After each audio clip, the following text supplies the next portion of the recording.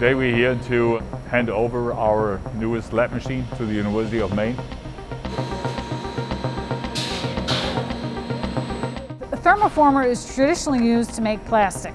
The thermoformer that we have in our facility right now uses a fiber instead of plastic. So we're using a dilute solution of fibers and using temperature and pressure to form a cup. They're using wood fiber to make a thin-walled thermoformed material. This has the potential to reduce the amount of single-use plastics, where you have, for example, a clamshell or a takeout container that you really only use for like 15 to 60 minutes. The good properties of the plastic make it last for another couple hundred years, and that can be a problem if you not have a well-developed recycling system, and that makes it much easier if we do it with natural fibers. We're excited to get our hands on it so we can start looking at different feedstocks, not just virgin pulp fibers, but maybe recycled fibers, and then adding different chemicals, bio-based chemicals, so that we can make sustainable products. During the pandemic, when we all got our takeaway, it was in plastic, and it made all of us upset to see so much plastic. But you think what that has to endure. Sometimes it's hot, and you don't want the liquid coming through the bottom. It has to remain strong. It's different from traditional molded pulp, which we're all familiar with egg cartons. They're rather thicker, more rough.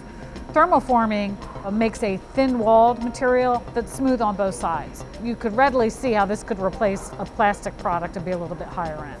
We're very excited that we're partnering with Bruckner, who is the manufacturer of this piece of equipment.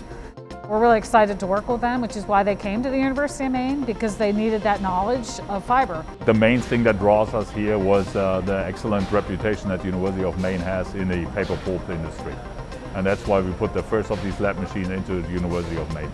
There's research needed, and that's what we hope to be able to provide. There's so much growth in this industry.